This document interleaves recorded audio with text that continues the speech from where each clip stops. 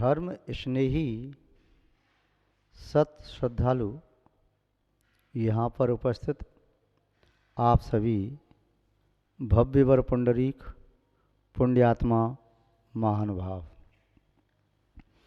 आचार्य भगवान समंतभद्र स्वामी द्वारा विरचित रत्नकंडक श्रावकाचार की वाचना में जहाँ पर श्रावकों के 7 शील व्रतों को देख रहे थे, अंतिम शील व्रत या अंतिम शिक्षा व्रत वैयावृत्ति अतिथि संविभाग, उस वैयावृत्ति में मुनि महाराज की सेवा करना, शुश्रूषा करना, पद्मवर्धन आदि ये सब देखा था। इसके साथ साथ 4 प्रकार के दानों को भी देखा। आचार्य भगवान समंतभद्र स्वामी इस वैयावृत्ति में भी अरहत भक्ति को शामिल कर रहे हैं। अरहत भक्ति करना यह भी वैयावृत्ति में सम्मिलित है। आचार्य समंतभद्र स्वामी 119वें श्लोक में किस प्रकार अरहत भक्ति की महिमा बताते हैं उसे यहाँ देखते हैं उन्हीं के शब्दों में।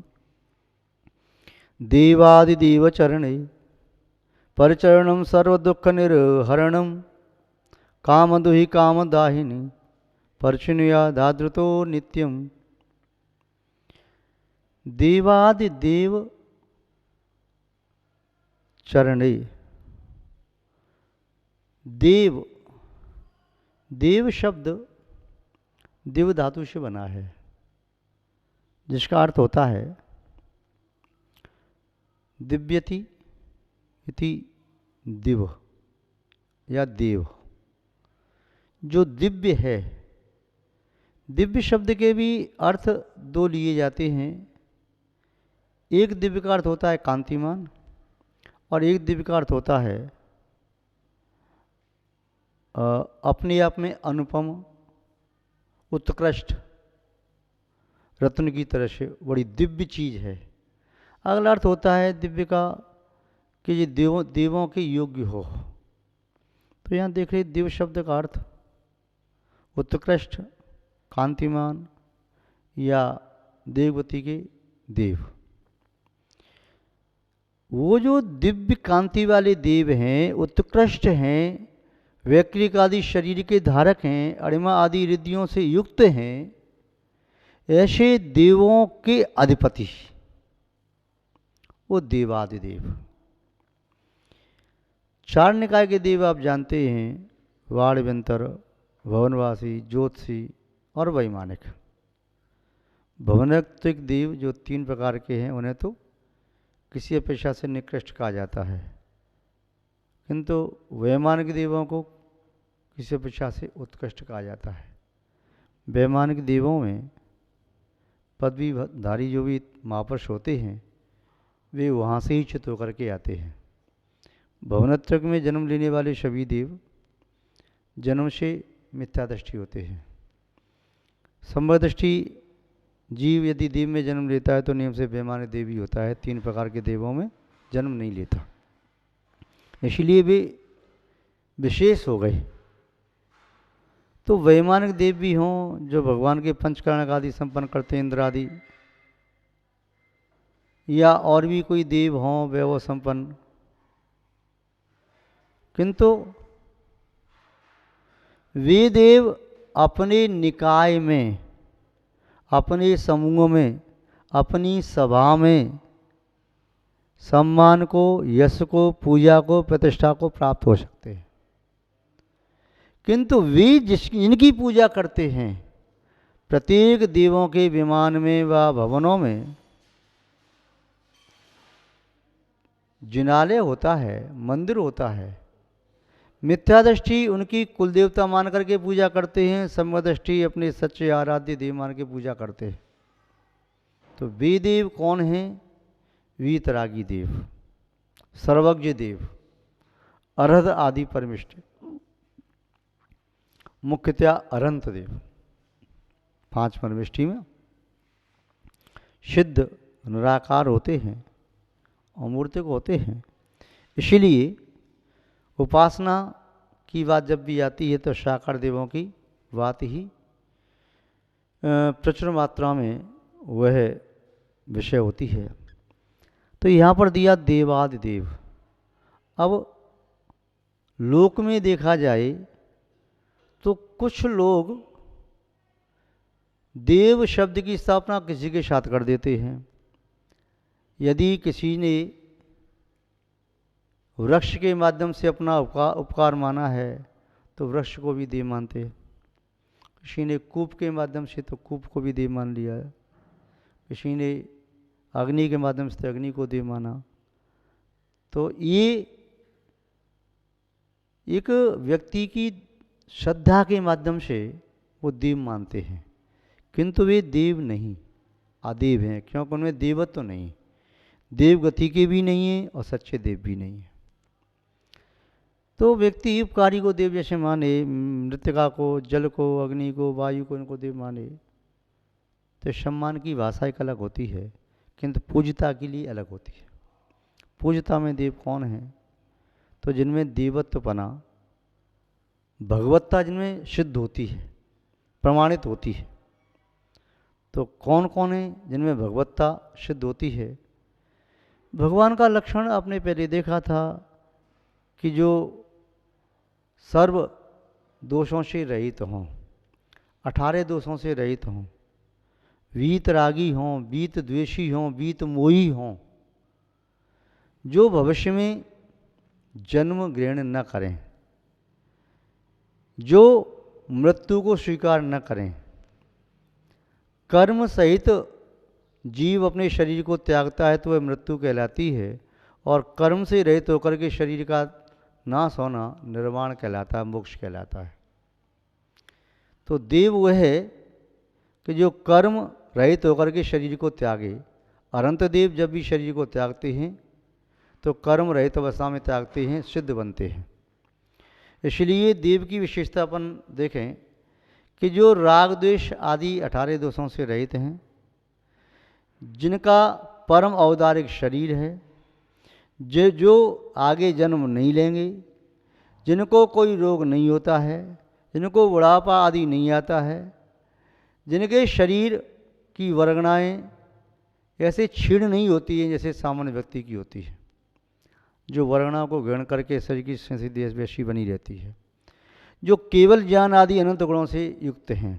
केवल ज्ञान जिसे कहें सर्वज्ञपना, केवलदर्शी यानी सर्वदर्शीपना, अनंत शक्ति युक्त, अनंत वीर्य, अनंत सुख, संपूर्ण दुख और उनके कारणों का नाश करने वाले, सूक्ष्मत्व, अगुण लघुत्व, अवगानत आदि जो गुण हैं, अव्याभासता आदि, उन गुणों को प्राप्त करने के लिए संपूर्ण क्रिया कर चुके हैं। बस शरीर से मुक्त होते ही वह भी उन्हें गुण प्राप्त हो जाएंगे, वो देव कहलाते हैं।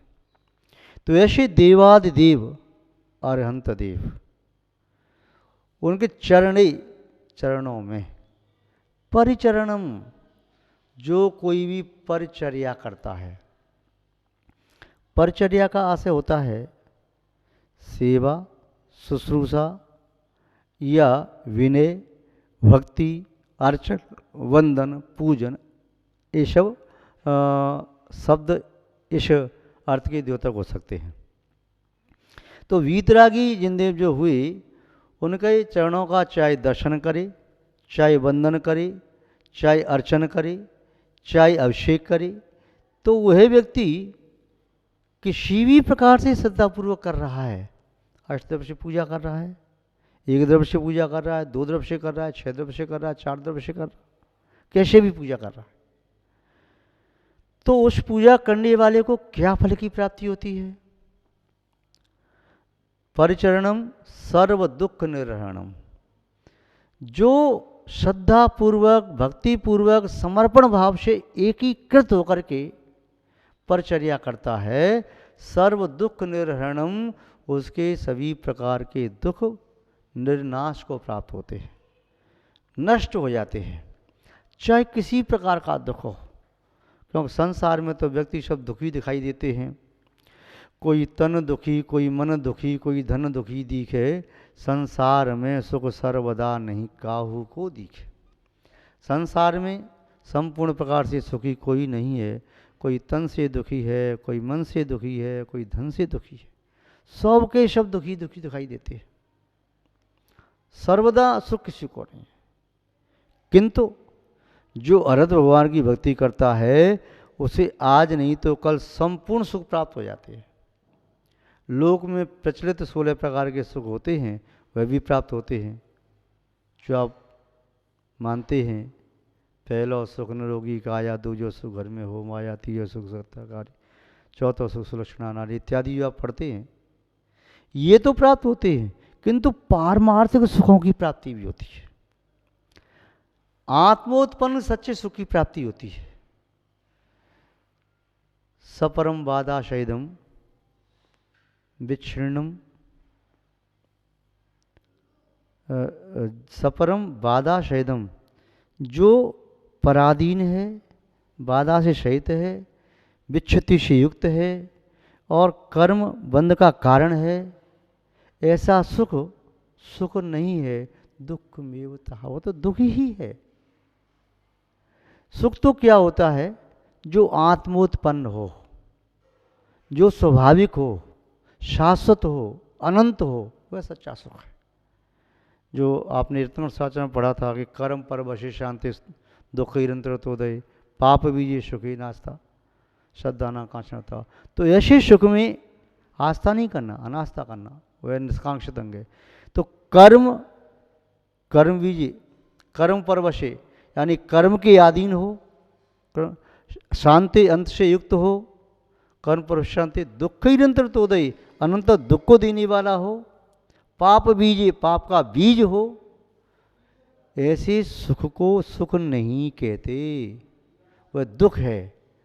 तो भगवान अनंत की भक्ति करने से इस प्रकार का सुख जो मानते हैं उन्हें वो सुख मिले, किंतु उनकी भक्ति करने से तो शाश्वत सुख मिलता है, स्वाभाविक सुख मिलता है, आत्मोत्पन्न सुख मिलता है। तो ये बता रहे हैं कि सर्व दुख निर्हरणम, वह संपूर्ण प्रकार के दुखों का नाश करने वाला है। और दुखों का कारण सिर्फ एक था, एक है, एक ही रहेगा। क्या है? दुख का कारण है कर्म। कर्म कौन सा कर्म? जब तक कर्म का उदय है तब तक जीव दुखी हो सकता है, कर्म को नष्ट कर दिया तो दुख नहीं। फिर भी कौन सा कर्म है 8 कर्म में से? मोहनीय कर्म। मोहनीय कर्म जो नष्ट कर देते हैं उनके जीवन में फिर दुख की कल्पना भी संभव नहीं हो सकती, उन्हें दुख संभव ही नहीं। तो मोहनीय कर्म का नाश करके जो सुख प्राप्त होता है वह सुख अरहत भगवान की भक्ति के माध्यम से प्राप्त होता है। और वह अरहत भगवान की भक्ति क्या करती है जीवन में? तो आचार्य वैद्य बता रहे हैं, काम दुही काम दाहिनी परचुनिया दादतो नित्यम। काम दुही अरहत भगवान की भक्ति, काम यानी इच्छा, मनोरथ, दुही माने धेनु गाय की तरह से।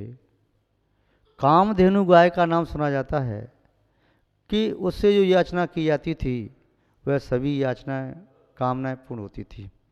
जैसे कल्पवृक्ष, चिंतामणि, कामधेनु, कामघट, ऐसे लोक में कुछ किंवदंती में माने जाते हैं। तो कामधेनु और कामघट या कल्पवृक्ष, चिंतामणि माने जाते हैं। ये पुण्य के उदय से व्यक्ति को उसके मनोरथों को पूर्ण करने वाले होते हैं। ये किसे प्राप्त हुए, किसकी इच्छा पूर्ण करते हैं, इस बात को छोड़ो, किंतु ये बात पक्की मानो, अरहत भगवान की भक्ति करने वाले व्यक्ति के लिए एक कामधेनु, चिंतामणि, कल्पवृक्ष, कामवट प्राप्त होते हैं, उन्हीं को प्राप्त होते हैं। और अरहत भगवान की भक्ति करने से व्यक्ति के सभी मनोरथ पूर्ण हो जाते हैं। कामधेनु या कल्पवृक्ष, चिंतामणि की तरह से सभी मनोरथों को पूर्ण करने वाली है अरहत भक्ति। कामतुषी, कामदाहिनी, अरहत भगवान की भक्ति करने से काम वासना वैसे ही नष्ट हो जाती है जैसे अग्नि के माध्यम से सूखा ईंधन नष्ट हो जाता है या सूर्योदय के माध्यम से अंधकार नष्ट हो जाता है। तो काम दुही काम दाहिनी, ये अर्ध भगवान की भक्ति सभी मनोरथों को पूर्ण करने वाली भी है, काम दाहिनी सभी विषय वासनाओं को जलाने वाली है। आप पढ़ते हैं शूल्यकांड भावना की जो पूजा है उसमें आप पढ़ते हैं अर्ध भक्ति का विषय पढ़ते समय, अरहद भक्ति सदा मन आने, सोजन विषय कसाय न जाने। जिसके चित्त में अरहद भगवान की भक्ति उतर आती है उसके चित्त में काम वासना और कसाय का अंधकार टिक नहीं पाता। जैसे भूतल पर जब सूर्य की किरणें उतर आती हैं तब वहाँ भूतल पर अंधकार टिक नहीं पाता, और अंधकार से जुड़ा हुआ वह अंधकार का भय है वह भी टिक नहीं पाता। तो ऐसे ही अनंत भगवान की भक्ति चित्त में उतरती जाएगी तो काम वासना और विषय कसाय ये दोनों एक ही चीज़ मानो, क्योंकि चार्तमुनि कर्म को दृष्टि ही कसाय होती है और चार्तमुनि कर्म को दृष्टि ही विषय वासना जागृत होती है। तो ये चार्तमुनि कर्म नष्ट होना शुरू हो जाता है अर्ध भगवान की भक्ति के माध्यम से। तो यहाँ कहा काम दो ही काम दाहिनी, परचुनियात आदृतो नित्यम। परचुनियात आदृतो आदर पूर्वक सेवन करना चाहिए, नित्यम नित्य। आचार्य महोदय कह रहे हैं कि नित्य ही भव्य जीव जो अपने संपूर्ण मनोरथों को पूर्ण करना चाहता है, जो भव्य जीव अपनी सभी काम वासना को नष्ट करना चाहता है और जो अपने सभी दुखों को नष्ट करना चाहता है, तो वे अरहत भगवान की भक्ति नित्य ही करे आदर पूर्वक। ऐसा नहीं आज कर ली फिर 6 महीने बाद कर लेंगे, नित्य नित्य करे, नियमित रूप से करे, तो उसे 3 की प्राप्ति नियम से होगी। संपूर्ण प्रकार के दुख नष्ट हो जाएंगे, संपूर्ण काम वासना नष्ट हो जाएगी और संपूर्ण बोध पूर्ण हो जाएंगी। और संसारी प्राणियों को आप सबको क्या चाहिए? यही तो चाहिए, सब सुख प्राप्ति के लिए यही चाहिए। ये सब मिलता है जिन भक्ति के माध्यम से आप सब अर्ध भक्ति में अपना मन लगाएं। इतना ही आज आपके लिए पर्याप्त है। हम अपनी शब्द श्रृंखला को विराम देते हैं। जय बोले श्री शांतनाथ भगवान की, पूज्य आचार्य गुरुदेव श्री विद्यानंद जी महाराज की, अहिंसा में विश्व धर्म की।